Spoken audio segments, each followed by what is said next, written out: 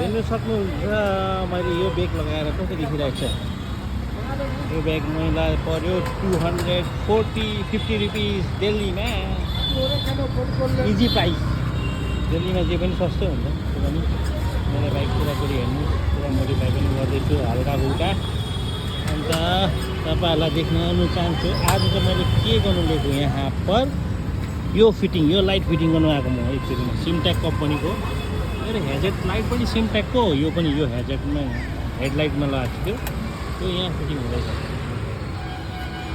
तपाईँहरूलाई पुरा कम्प्लिट भएर देखाउँछु अन्त कमेन्ट पनि गर्नुहोस् होला तपाईँहरूलाई यस्तो मोडिफाई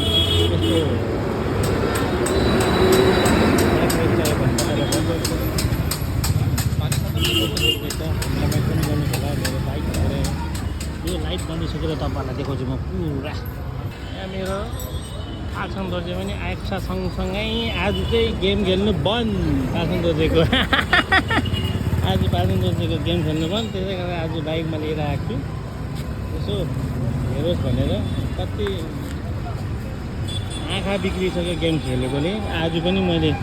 8500को त मैले उयो लगाइदिरहेँ आज मैले चस्माको अर्डर गरिदिरहेको छु त्यो आँखा पनि अहिले यसपालि पावर बढेछ तर यो 8500को चाहिँ अब कस्तो हुन्छ मेरो बाइक पनि हेर्नु छ कमेन्ट गर्नुहोस् कस्तो लाग्यो तपाईँहरूलाई हेर्नुहोस् लाइट यो चाहिँ एक्चुअलीमा हाइवेको लागि हो सिटीमा चाहिँ त्यस्तो पर्दैन हाइवेमा ब्याकबाट ट्रक बसहरू आउँछ त्यसले गर्दाखेरि देख्दैन उनीहरू डाइरेक्ट आउँछ त्यही भएर यो लाइट लगाउनु चाहिँ कारण चाहिँ हाइवेको लागि मेनली सिटीमा त्यस्तो पर्दैन हाइवेको लागि डाइरेक्ट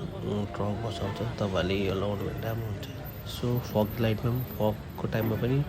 यो लाइट लगाउनु जरुरी छ ओके तपाईँहरू पनि यो लाइट लगाएर लगाउनु सक्नुहुन्छ तर कम्पनी चाहिँ सिमटेकको अब लाइट हेर्नुहोस् फुल